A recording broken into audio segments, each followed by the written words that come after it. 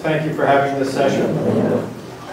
My name is Mike Stenhouse. I run a public policy nonprofit organization. We've been monitoring RhodeMap RI plans. We've looked at similar plans across the nation that have implemented. And I can tell you that our staff and board of directors believe this is the most dangerous policy agenda that our state has seen. The next 20 years of your lives are being planned for you. We put in the mail today a 7-page letter, so I hope that makes the record. RhodeMap Rhode Island is not an economic development plan. It's urban planning during radical social engineering. There are zero details today. You heard nothing. Vague goals.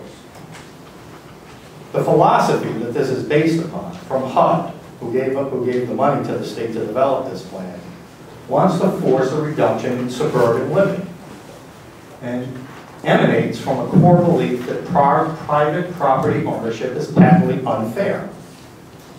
The American dream is being transformed from a house with a yard and fence to a high-density condo or apartment complex with a balcony.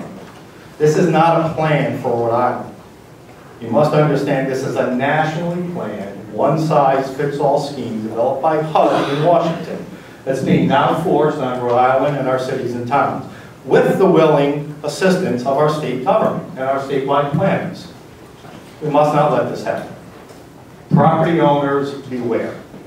You say no laws are being set. True, but from this plan will come laws, like the one in 2013, House Bill number 6099, that would have created a new regional water authority under that water plan, that would have had the power without permission to enter onto any property, to examine it, to dig into the ground and drill, and then have the further power of eminent domain to seize that property if the authority determined it needed it for the state's common good.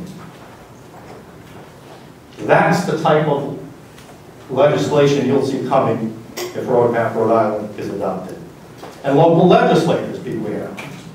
Your sovereignty is about to be superseded by HUD and our willing acolytes here at the state level.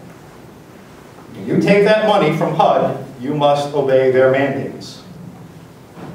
You know what one of those mandates will be? You just go Google it, look at HUD and look it up. Your community soon will have to comply with HUD's vision of a proper racial and income mix in your communities. This is social engineering gone amok.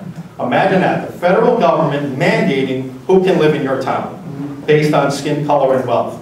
They're on record saying this publicly, look it up. Regarding economics and jobs, I've got an economics degree from Harvard University. I've never seen a formula for growth that factors in racial or social justice as a variable. This is gobbledygook. According to Wendell Cox, a national urban planning expert, multiple international studies of locales where smart growth policies like these have been implemented across the world, employment effects are found to be negative. They trap low-income families and families where they can't have access to jobs. We have a tradition of independence in Rhode Island with our own values and traditions that are not represented in this plan.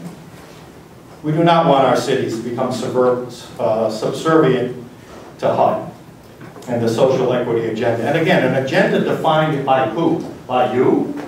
By me? Atop our State House is the independent man, symbolizing our state's independence from federal and out-of-state influence.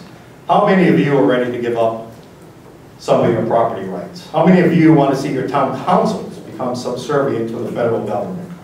Rhode Islanders do not want our lives to be planned for us. We want to be free to live where we want and in whatever type of building we want. This is happening across America. It's coming to Rhode Island. Sustainable development policies have a record of wreckage. Just look at Woonsocket. Big time in Woonsocket. Please join me in stopping this agenda from overtaking Rhode Island, and I urge you guys to reject RhodeMap Rhode Island. Thank you.